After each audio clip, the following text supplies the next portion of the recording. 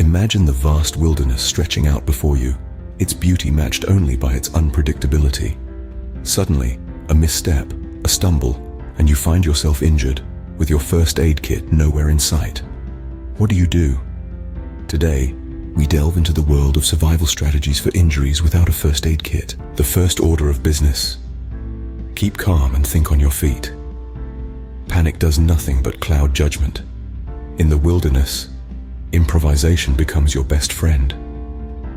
The contents of a standard first aid kit can often be substituted with items found in nature.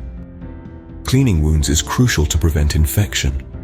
Water, the life giver, doubles as an effective cleanser. If available, rinse the wound with a liter of the cleanest water you can find. If you have soap, use it to clean the skin around the wound, but avoid getting soap in the wound itself.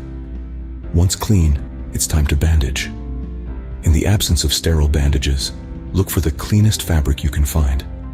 Tear off a piece, fold or crumple it, and apply it to the wound.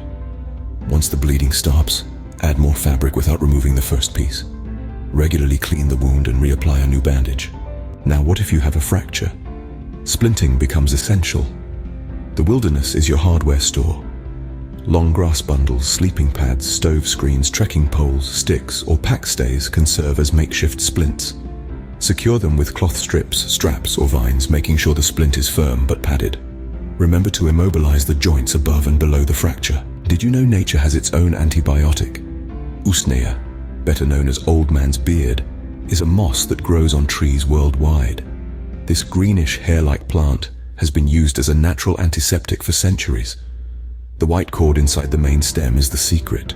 Place a clump of usnea on your wound for its antibacterial properties. In conclusion, while having a well-stocked first aid kit is ideal, knowing how to improvise with what nature provides can be a game changer. Today's guide has empowered you to keep your cool, think outside the box, and use available resources for wound care, bandaging, splinting, and even sourcing natural antibiotics. After all, survival is not just about the gear you carry. It's about the resourcefulness and knowledge you possess when the unpredictable side of nature reveals itself.